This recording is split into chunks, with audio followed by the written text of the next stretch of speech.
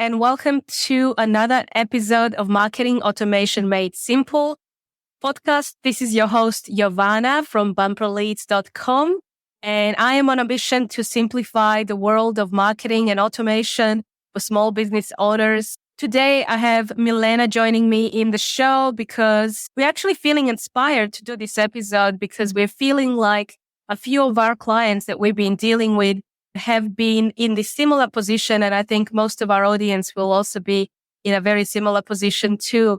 Imagine if you were talking to 100 unqualified, unengaged, uninterested prospects, and you're wasting all this time, or your sales team are wasting all this time talking to so many unqualified prospects. Wouldn't you rather be talking to somebody, even if it was 10 qualified prospects who you know are interested in buying from interested in your product? Wouldn't that be much easier scenario for you in your business? And constantly we see a lot of our clients, whether they're in the service-based business or if you are in e-commerce, you might be working in the wholesale with a B2B type of environment. You might be talking to the wrong type of customers.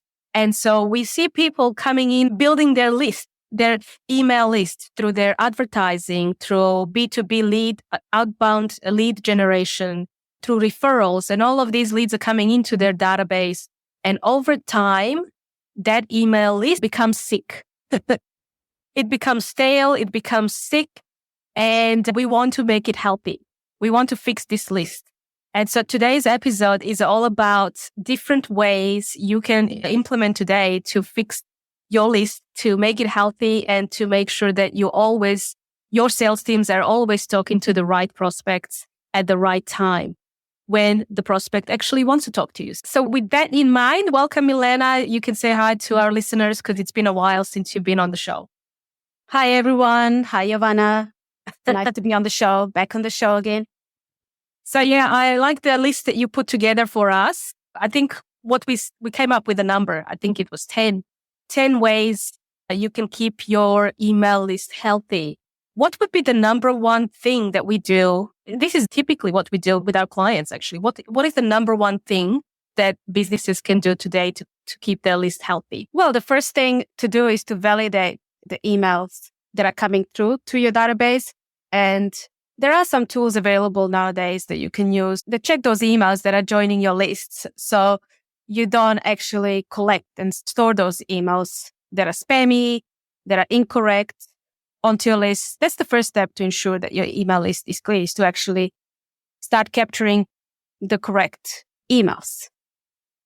What I'm referring to is when you have an opt-in form on your website and people are typing in their email address, there's a checker that can do like a quick check on the email. And I'm just trying to remember what one of the tools they have. Unbound. Is it Unbound? Yeah, there's something like Unbound you can integrate with your email marketing provider so that you can ensure that all the emails that are coming through to the database are all clean. You don't have to worry about any emails that are bouncy, spammy. Yeah, that's a great point. And also if you are in a sales role and you might be doing some networking and you're attending some different events or conferences and you're collecting cards, one thing you can do is ask people if it's okay to add them to your newsletter list, or if it's okay to send marketing email, because those marketing emails are the ones that we use for lead nurturing. Sometimes a lot of salespeople will take all the business cards and then upload them, or now it's all digital. It's all connected. Download a big CSV file and then blast their database with connections, requests on LinkedIn, etc., etc. So one thing that we want to make sure is that if you are talking to somebody who is the right fit for your business, that you have a way of getting their permission to be added to the database and making sure that the email address, obviously all of that is correct. Because the worst thing you can have is an incorrect email address that you send emails to. And we also see this very often with website designers or anybody that is setting up a website and a form and they want to test the form. They usually use like a very generic email address that says test@gmail.com. Well, that's number one thing we say, no, don't use that. Because if you are testing and sending an email to test@gmail.com, it's going to bounce. And it's actually a red flag for the mail servers. It damages your reputation. So if you imagine yourself testing this 50 or 100 times, you don't want to be in that position. It can damage your domain name reputation. Yeah. And all these email marketing providers, they track, actions that you do on this platform. So if there's too many bounced emails, well, they could flag your domain as spammy. And then whenever you send an email to somebody, your emails could end up in their spam folders. So we want to avoid that. And one way to do it is to validate those emails. And as Jovana said, to use the proper email when you do your testing. Mm-hmm. And now recently, Milena, we were just working on an account where they've had a lot of spam come through as well, which is very common, more than common. And I've seen spam coming in, opening an email. This is a bot that opens an email and a bot that replies to an email with some crazy, like, we're going to murder your family type of messages. Oh my goodness. Oh my God. Yes. And so even those things you have to be aware of, whatever's coming into your database. And typically that happens if you have a form on the footer. Typically it's a newsletter form. Every website has it by default. What's the easiest way, Milena, to manage the spam to make sure that you stop that coming in? So one way to do it is actually to have an anti-spam plugin on your website. So in today's case, for example, we had that case with a client. All they had to do was check the box for something called honeypot, anti-spam honeypot feature on their Gravity forms, and that would have stopped all the spam coming in.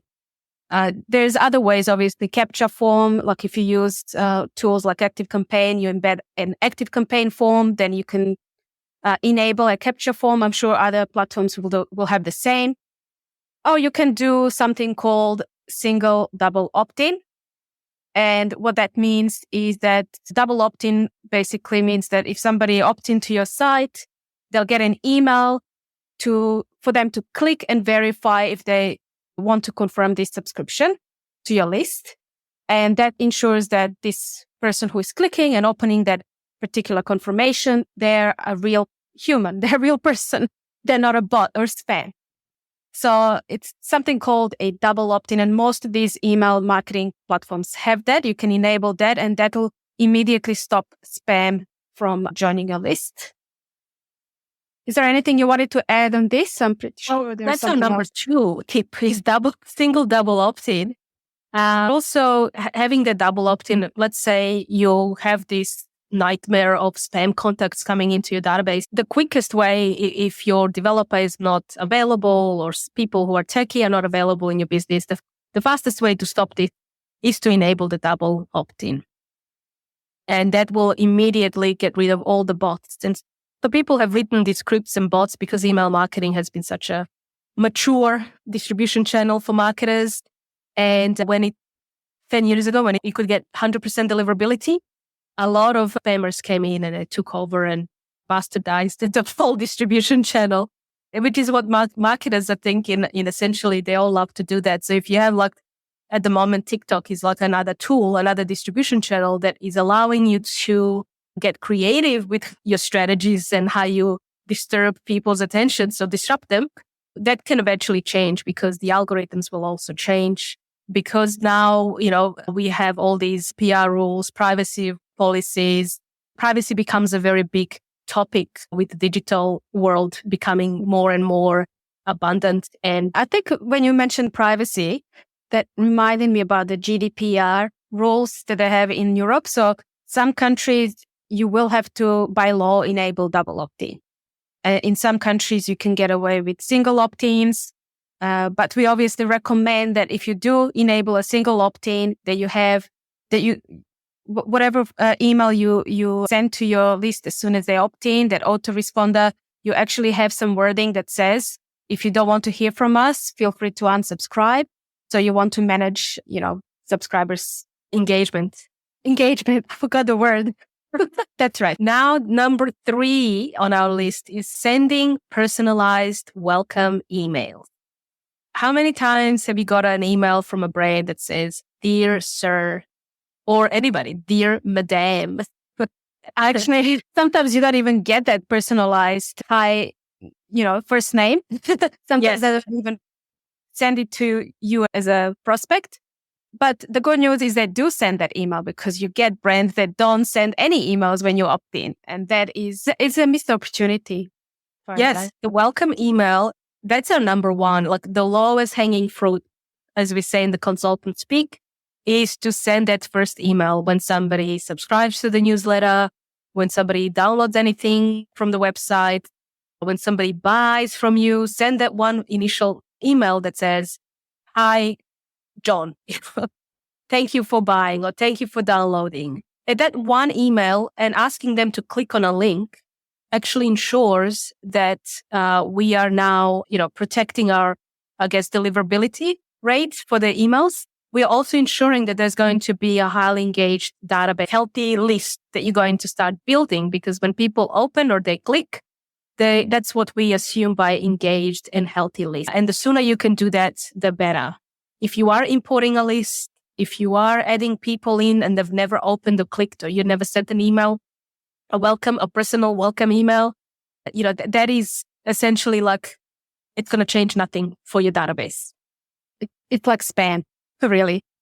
But one thing I wanted to add to that point, Jovana, is that those welcome series, they have the highest open rate. They normally have the highest engagement rates. And that's what you always want to aim for, is whenever you send an email, you want people to open and interact with that email. And if you have the opportunity to do that in the welcome series, this is the best way to kind of train your subscribers and your readers to always expect an email from you. And you can, achieve that easily with a welcome series email. Yes. And I think welcome series does lead us into the next number, which I lost the count. I think it's number 4. Number 4. I can't count.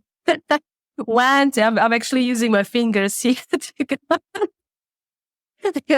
1, 2, 3, 4. So the fourth point, and why it's important to even send that personalized welcome email, is to start segmenting your database straight away. And that by segmentation, we mean every email marketing tool, CRM that you might be using to collect the list of contacts and subscribers, they will have some level of segmentation. So they will have a way for you to label somebody, whether you use a tag or a custom field to say, hey, this person has clicked on the link, has downloaded something from the website, has viewed your video, has opened this email. Has to be some kind of a tracking enabled straight away. And then another way to segment is to do a further segmentation, is to go, okay, if I click that today, then in 30 days time, have I clicked something else or have I done something else? So there needs to be another mechanism to track that. But essentially, the first welcome email, if it's personalized, if it has a link that they can click on something, it ensures that your list will always have, will be engaged, highly engaged, and you'll always have a high deliverability rate for any future emails that you want to send to your database.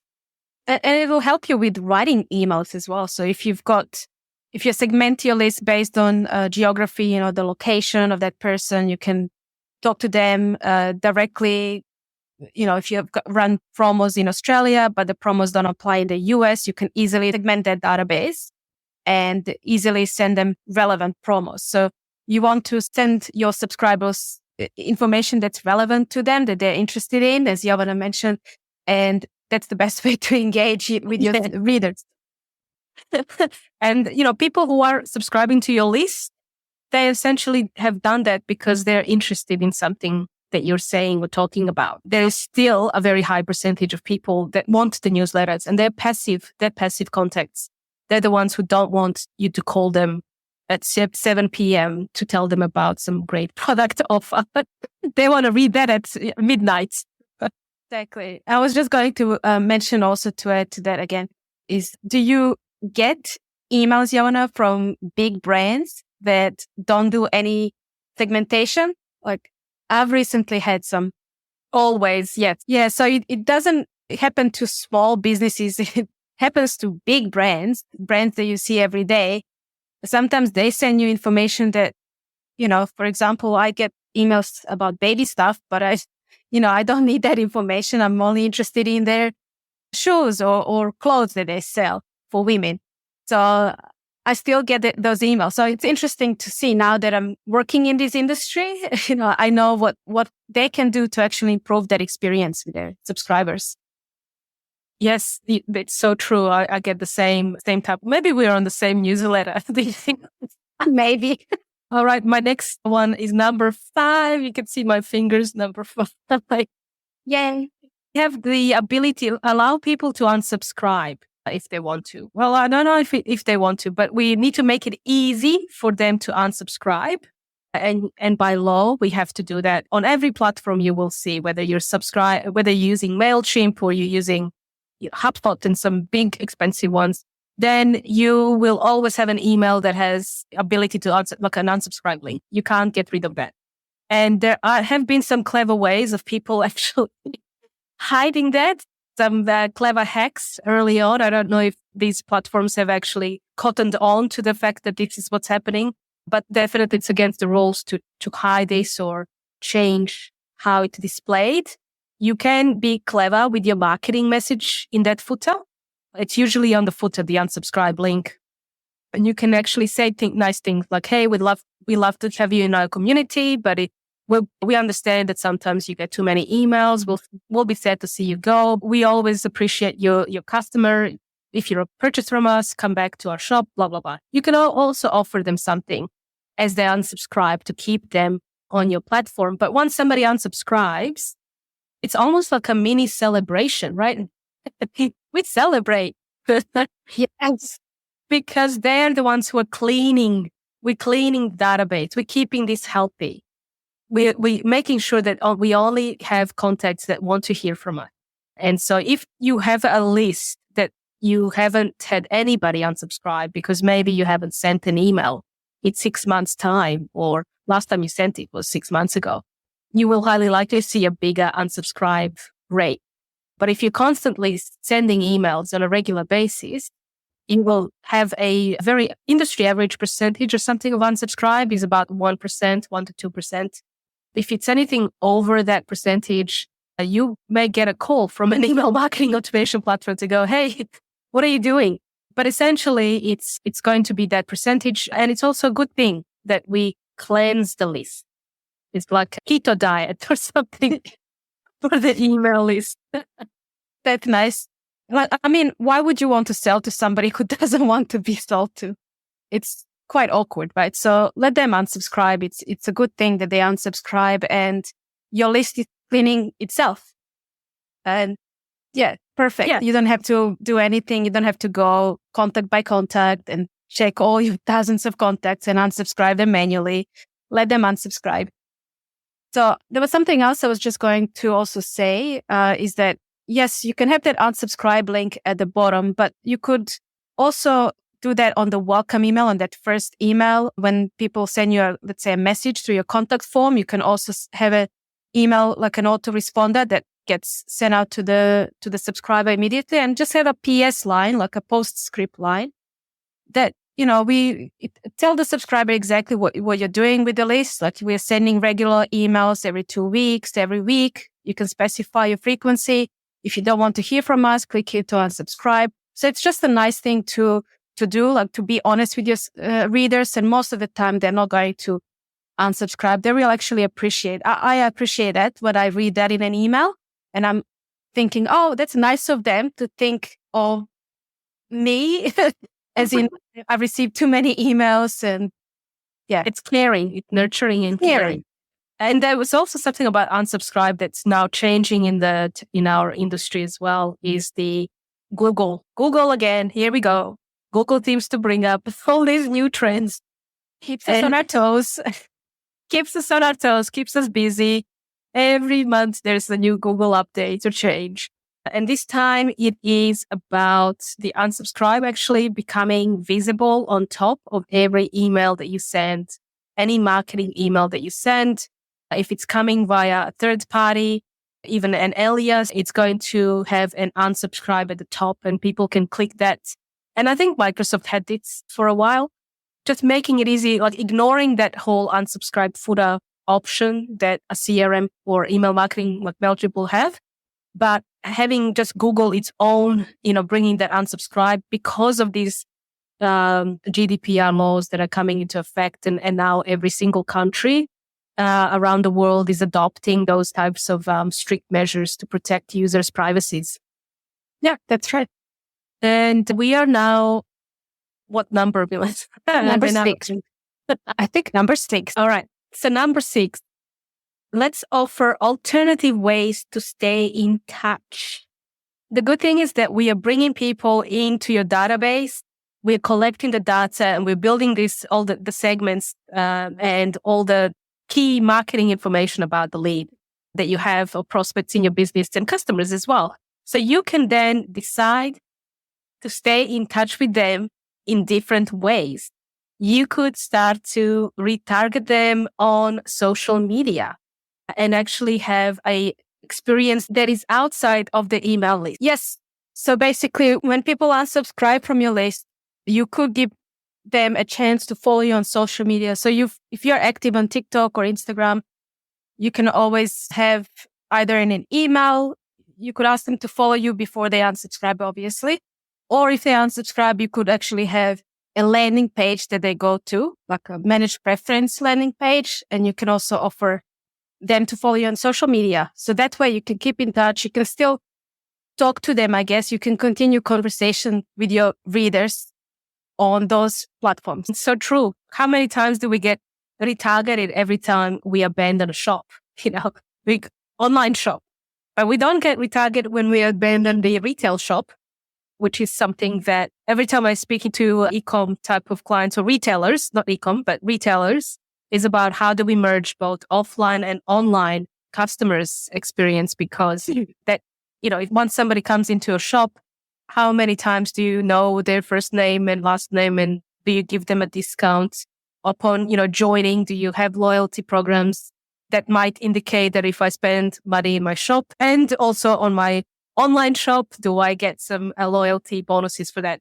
Now, those are the strategies I want to cover in the future episodes, because this season is going to be all about strategies for different types of industries that I've picked to share with you. So the other point, I think we're now at number 7. How do we deal with inactive subscribers? Inactive subscribers are going to, I guess, keep that engagement of your list very low, because the whole episode today is about keeping the list highly engaged and healthy so that you have a high deliverability and you can actually reach more people every time you send an email. And so if you have a lot of people who are inactive, one thing we do is we want to make sure that you have a strategy in place on managing those inactive subscribers. Do you want to share with us the strategy, Milena, that we have? Normally, this is number one thing we do with our customers to improve their email open rates. Well, first of all, we need to track how often the subscribers are engaged. So you can track every 30, 60, 90 days. And what we normally do is set up an automation that does that. You don't have to manually check how often people are engaging with you. So the good news is that most tools allow you to automate this. And when you have those automations, you can apply tags to contacts. And that's, again, another way to segment your leads is by using the tags. And you can decide, okay, when someone's not been active for 90 days, we're going to send them into this sequence, let's say win-back sequence that kind of prompts them to open the email. You can offer a discount. If you don't want to offer a discount, you can offer a cheeky email even a nice copy, just to kind of wake them up and get them to open the email and get them engaged. So what we normally do is when we have the automation set up for our clients, this is all done automatically. So if somebody does open that unengaged email, that win-back email that I just mentioned, they will be automatically labeled as reachable. So that means they're engaged and they're just going to remain in your database as someone who is engaged. And let's say 2 emails you've got in the sequence, if they never open any of those emails, well, we can decide what we want to do with these contacts. We can automatically unsubscribe them from them. Yeah, so you talked about the 30, 60, 90-day tracking engagements. And I know, and I've seen other platforms who have this kind of by default, they actually have a way to track engagement, and they typically have their own timeline. So it could be 12 months or a year of inactive contacts. So if that is the default 1 year, it's better to have 1 year than nothing at all. And we do have some clients come to us that say, hey, I've worked so hard to build this database, and I've paid money to bring these customers in or subscribers in, and now I have to remove them from the database or cleanse the list. The fact is that we have to ensure that people who want to hear from you are receiving these emails and receiving messages from you. So it's important that you have ability to segment who is active, who is inactive. And then with the inactive type of subscribers, when they are unsubscribed, they usually don't receive any emails. So they can still remain in the database. You can still hold them as a contact, and you can still do stuff such as retargeting, other marketing campaigns and promos that you can run. But essentially, we are just basically ensuring that those inactive subscribers are never going to receive a newsletter or anything that you send that will always ensure that it's end up in the junk folder and affects the whole database essentially, and keep the whole open rates lower. And it's amazing to see the transformation once you have, especially the 30, 60, 90 days. Once you have the 3 months is usually the longest I would have an inactive subscriber base. And once you actually implement that for accounts that have never been cleansed, you just see like almost a 50 to 100% open rate improvement. It's amazing to see that. So yes, please do that. But please make sure that you are always sending newsletters to highly engaged customers or contacts that you have in your database. And what Milena has mentioned about re-engagement and reactivation, those are kind of the win-back campaigns, which are our next point that we wanted to highlight, released, is how do we bring them back? How do we revive these inactive list of subscribers? That's with the win-back series. So it could be something that I know I touched on just briefly. You can offer an enticing discount. You can offer some gift for them to return and just go and check out your store. Maybe you have a new product. You want to showcase it to them. So there's so many different ways you can do that, but it's all done through copy. So the first thing I would do is ensure that the subject line is something enticing, or maybe it could be something even like, oh, is this goodbye type of email? We used to use that as a subject line, and that gets a lot of opens. People stand up and go, oh, what's going on? It really gets their attention. What do you mean goodbye? No, I want to stay. So yeah, they email back and say, no, I don't want to unsubscribe. Can you please ensure I am on the list? So that's what we want to actually have with our subscribers, we want them to remain and to be loyal to our brand. That's all true what you said, all true. The last point I think it will be number 10, and it's probably the most important point I have to say, is, I guess, summarizing everything that we just talked about, is ensuring that you always send relevant content to keep your email list healthy. The relevant content and also timely content as well, I would say. So if you are promising people newsletters every Monday, make sure you send it every Monday, because they'll expect to hear from you. You don't want to be sending emails once every 6 months. People will forget about you, and then that becomes a problem, because they might unsubscribe en masse, or maybe they mark you as spam. So we don't want to do that. So you want to send emails regularly to keep the list engaged. That's it. That's our 10 different ways to keep your email list healthy, and to ensure that if you have your sales teams talking to these leads, that these leads are highly segmented, relevant, that you have some kind of automations in place to nurture these leads, so that next conversation you guys have with those prospects or customers is not a cold surprise call that you might make. Those are more warmer type of calls that you can make with your prospects and leads. So there's all these benefits of building a list, like I always say, your business is like a belly of an octopus. So build that belly. We gotta grow. It's not a keto diet for this octopus. Great. Thank you so much for joining me, Milena, and sharing your wisdom with us. And for the next few episodes, we'll talk about some, as I mentioned, strategy tips and also some case studies that I'd love to share with you guys so you can see and apply. I guess you can apply this in your business. You can imagine yourself going through the process and applying these in your business before you start buying a CRM and signing up to a CRM tool. So you're ready. You have a strategy in place. Thank you, guys. Thanks for tuning in again. And see you soon. Thanks, Ivana.